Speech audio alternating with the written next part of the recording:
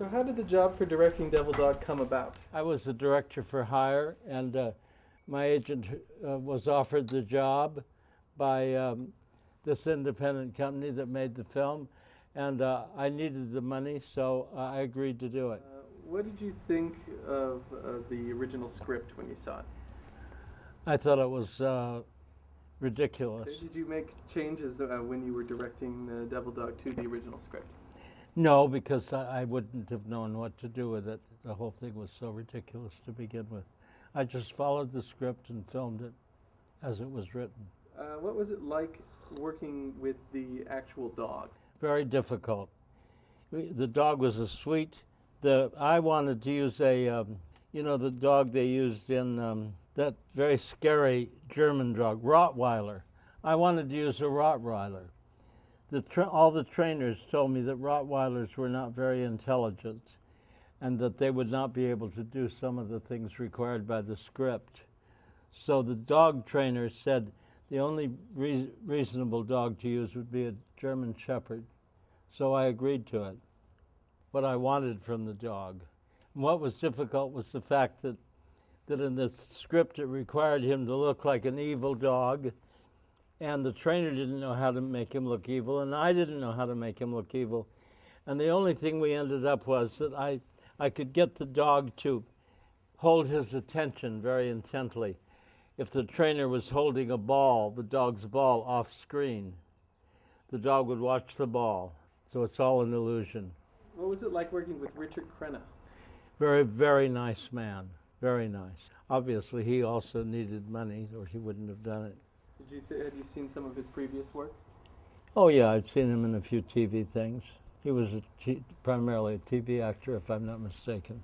I've never watched much television. I've only worked in it. Any funny anecdotes about demonic presence, accidents, anything unusual that happened on the set? Absolutely nothing. There was nothing occult about the whole enterprise.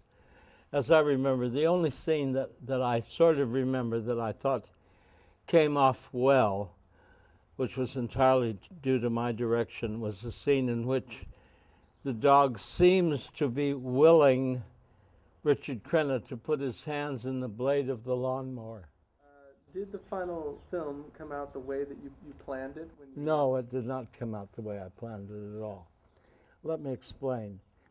In the era in which that film was made, if you made a TV movie for any network, which was the way TV movies were made and financed, whether it was NBC, ABC, or CBS, the films at that time were, I don't know, they lasted about 65 minutes or so. The show itself was an hour and a half. The other time was devoted to commercials. So you were making a little dramatic show that lasted about 65 to 70 minutes, and they were ostensibly made for a licensing fee. The licensing fee was what the network paid to have the show made, so they would have first rights to show it on television. The licensing fee did not always cover the cost of the film, and usually the better films were deficit financed. Deficit finance means that the producer put some of his own money, I don't mean out of his own pocket, but from whatever source he had, into the film to make it better. And the idea was that he would have the rights for the film to be released as a feature overseas. And in that way, he would get extra money because the film was of superior quality. The producer who made Devil Dog was a cheap, independent producer who put not one dime of deficit financing into the film. Therefore, what happened was that the whole climax of the story involved the appearance of the so-called Barghast, this ghastly figure from hell. And there's a scene where this actor wakes up and he looks over the bottom of his bed and the Barghast rises from underneath the bed and he screams and is horrified. Well, obviously they couldn't be shot at the same time, and the whole thing was dependent on the excellence of this horrific special effect of the so-called Barghast, which was what the whole film was about. Well, the producer wouldn't put one dime into that. So the special effect is a joke. And you have an actor screaming in horror, and they cut, and what he's looking at wouldn't scare a mouse. That's the basic flaw of the film. It was made for the price. The producer wouldn't produce any extra money. There wasn't enough money to do it properly, so it might as well not have been done at all. Did the TV studio make you tone the film down or change anything for it to appear on television? No, the script was pre-approved by the network. Can you talk about your affiliation with Kenneth Anger, or tell us a little about it? I never talk about Kenneth Anger. We were friends in the past. That's all I can say. Anything about being in inauguration of the Pleasure Dome? No, I just appeared in it. You know, I've simply appeared as an actor in that film. It was Kenneth's film. I had nothing to do with the making of it, other than to appear in it. Tell us a little bit about how you got into filmmaking, or why you chose filmmaking as your profession.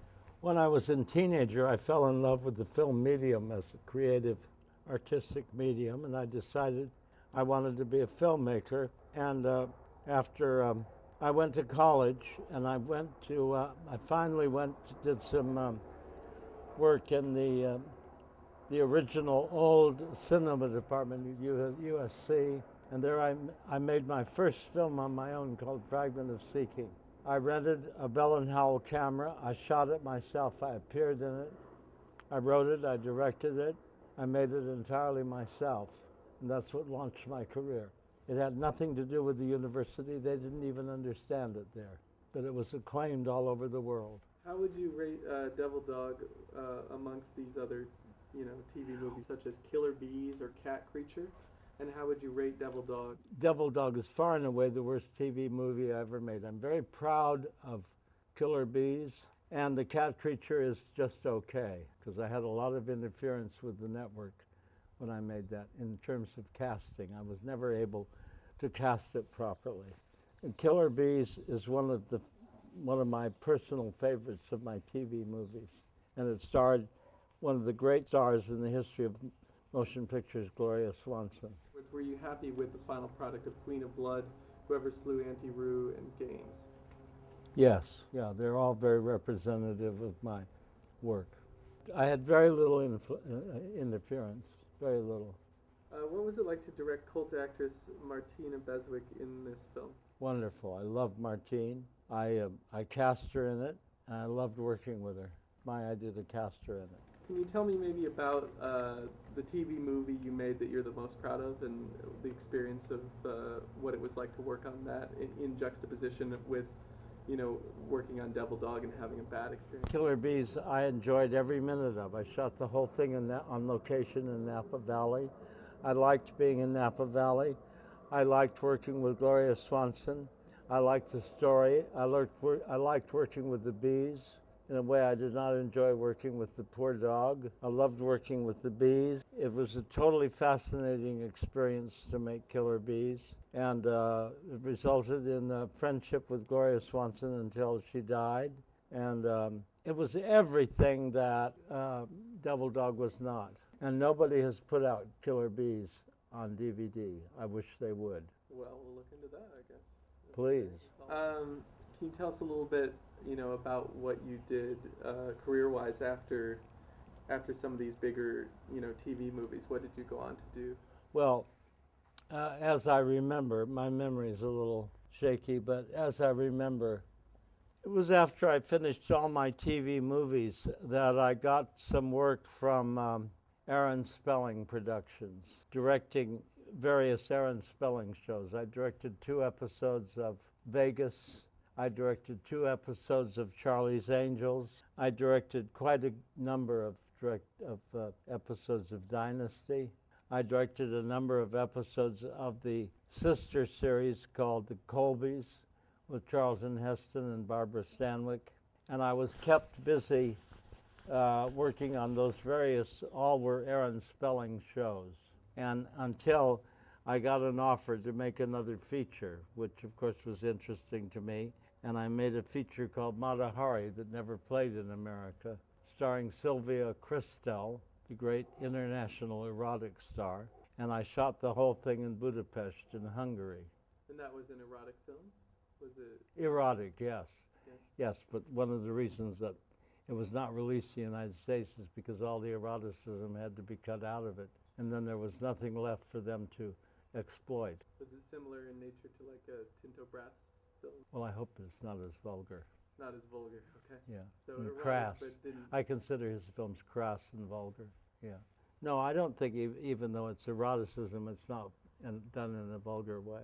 And then there was a long hiatus because nobody would give me a job, and I have several projects, that I could not get any financing for. And then I finally decided to make a short film on my own, like at the very beginning of my career. And so my latest film is a 40-minute version of The Fall of the House of Usher by Edgar Allan Poe. And that film is a film I wrote, and I directed it, and I act in it, and I'm totally proud of it because I had no interference from anyone. So it was one of the most joyful experiences of my whole career, was making Usher. And I have shown Usher now. I've been invited to film festivals all over the world to show Usher. So it was worth the effort and worth the work. And it's more representative of my work than anything we have discussed, because after all those other jobs were basically done for hire. Right. And that means you get interference from executives, you get interference from producers, you get interference from network executives. I mean, I can't tell you the idiocy of some of those people. So you feel that, even though it might not be the most financially rewarding, you feel that making sort of art films or films that, involve. Yeah.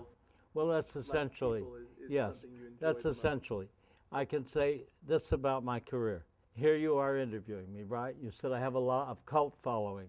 I get requests for interviews all the time. I could show you a whole pile of magazine interviews and articles about me. Now they're putting all kinds of interviews about me on the internet. That is because my films are different. And the reason my films are, the films that I'm proud of, are different is because I fought every inch of the way to get my personal vision on the screen. You see, most Hollywood directors are only in the business for the same reason the producers and other people are, is to make money. My goal has never been to make money. My goal has been to make films. So I'm like a dodo bird. People, they say, ever since I've made Usher, everyone says, well, what did you make it for? Well, what kind of distribution are you going to have? When I say I made it for the sheer joy of filmmaking, they look like I'm totally crazy. If you ask a painter, why did you paint a painting? Does he have to explain everything to you? It's only the film, because film is considered by most people merely a vehicle to make money. It's not considered as an artistic, creative medium. As I told you from the very beginning, when I was a teenager, that was what interested me, was I thought it was a powerful, creative tool. But it's not used that way very often. It's used for people to turn out low-class commercial product to please the masses that has no artistic value whatsoever, and such films are totally forgotten a year after they're made. Mine are still remembered. That's all I can tell you. That's proof of what I'm telling you.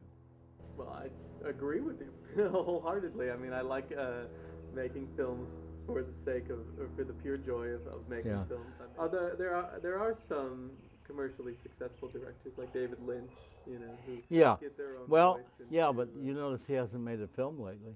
That's true. And Lost Highway was a disaster commercially, and I think it's brilliant. But even young people didn't like Lost Highway. It had hardly any audience at all. He's a creative genius, and there are only a handful of people like that. I think Tim Burton is a very creative filmmaker, and David Lynch. I can hardly think of any others that I would go out of my way, whose films I'd go out of my way to see. One of our most creative directors of the last 30 years was Federico Fellini. He never came to Hollywood to make a film. He knew that his work would be destroyed if he did. In Europe, they do have a different attitude very often. They honor the artistic quality of film.